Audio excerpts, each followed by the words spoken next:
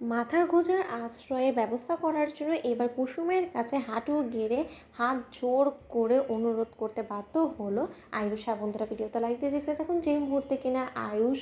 এবং ঈশানের এ বাড়িতে থাকা নিয়ে এক পর্যায়ে আপত্তি করে বসে কুসুম, এবং কুসুম যখন কিনা ও ঠাম্মিকে স্পষ্টরূপে বলে দেয় যে ঠাম্মি তুমি চেনো না জানো না এবং অজানা অজানা ব্যক্তিদেরকে তুমি বাড়ির মধ্যে এখানে থাকার ব্যবস্থা করে দিচ্ছ, তুমি সমস্ত কথা কি বলছো বলো তো, তুমি কতদিন ধরে এবার এদেরকে চেনো এবং এর এখানে থাকতে দেওয়ার কোনো প্রয়োজন নেই, কারণ এরা রীতিমতো যেখান থেকে এসেছে তারা কোনো মতে এই পরিবেশের সঙ্গে খাপ খাওয়াতে পারবে না এবং এই পরিবেশের সঙ্গে খাপ খাওয়াতে পারবে না এবং তার পরবর্তীতে এদের যদি কোনো রকম কোনো অসুবিধা হয় এবং এদের কোনো রকম কোনো সমস্যা হলে বা কোনো রকম কোনো অঘটন ঘটলে এর দায়িত্ব কে নেবে বলো তো। তার জন্য আমি তোমার কাছে হাত রেখে অনুরোধ করছি, তুমি যদি চাও যদি না তোমার নাতনি এই বাড়িতে থাকুক তাহলে তোমাকে যে করে হোক না কেন ওদেরকে বাড়ি থেকে বার করে দিতে হবে। ঠিক সেই সময় এক পর্যায়ে আয়ুষ যখন কিনা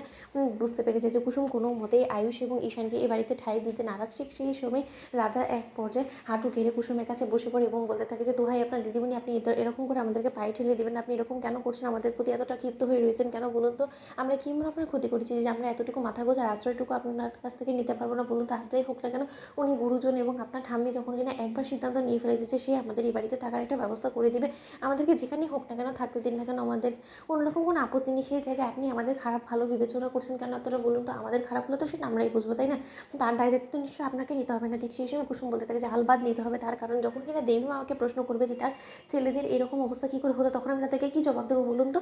ঠিক সেই সময় কুসুমের ঠাম্মি যখন কিনা বলতে থাকে যে হ্যাঁ রে কুসুম, তুই কি পূর্বে ওদেরকে চিনিস না কি বলতো, নাইলেও ওদেরকে নিয়ে তুই এতটা কেন ভাবছিস বলতো, ওরা তো নিজের দায়িত্বে এখানে এসেছে এবং আমি তো ওদেরকে গায়ে পড়ে এখানে রাখার কোনো রকম কোনো অনুরোধ করিনি, ওরা রীতিমতো আমার কাছে এখান থেকে একটু আশ্রয় চাইছে। সেই জায়গায় আমি যদি আমার এই বাড়িতে একটু ওদের মাথা গোঁজা ঠাঁইয়ের ব্যবস্থা করতে, তাতে তোরে তো কিছু সমস্যা বলতো। ঠিক সেই সময় কুসুম বলতে থাকে ঠিক আছে তাহলে আমি বেরিয়েছি। ঠিক সেই সময় রাজা যখন কিনা এক পর্যায়ে কুসুমের হাত চেপে ধরে এবং বলতে থাকে যে কুসুম, এবার যদি তুমি কোনো রকম কোনো বাড়াবাড়ি করো এবং আমাদেরকে এখান থেকে যদি উচ্ছেদ করার তুমি কোনো রকম কোনো চেষ্টা করো, তাহলে কিন্তু আমি এক পর্যায়ে তোমার ঠাম্মির সামনে সমস্ত সত্যটা তুলে ধরতে বাধ্য হবো, তখন নিশ্চয়ই তোমার আর বলার মুখ থাকবে না এবং তখন নিশ্চয়ই সেই সমস্ত কিছু জেনে যাবে। ঠিক সেই সময় কুসুম যখন কিনা এক পর্যায়ে চুপ হয়ে যায় এবং তখন যখন কিনা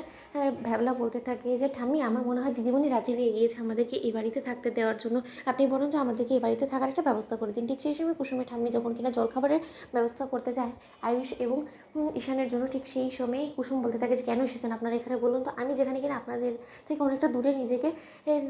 রেখে দিয়েছি এবং আমি যখন কিনা আপনাদেরকে চিরকালের জন্য আপনাদের অবস্থাতে রেখে এখানে চলে এসেছি, তার শর্তে আপনাদের আমার পেছন পেছন এখানে আসাটা কি খুব বেশি প্রয়োজন ছিল, আর কত আমাকে অতিষ্ঠ করবেন, কত জ্বালাবেন বলুন তো। এবং ছোটো সাহেব আপনি তো বলেছিলেন যে আপনি আমাকে দু চোখে সহ্য করতে পারছেন না, সেই জায়গায় আপনি যে মানুষটাকে সহ্য করতে পারেন না তাকে নেওয়ার জন্য এখানে চলে এসেছেন। তো বন্ধুরা লাইক কমেন্ট শেয়ার করে সাবস্ক্রাইব করতে ভুলো না।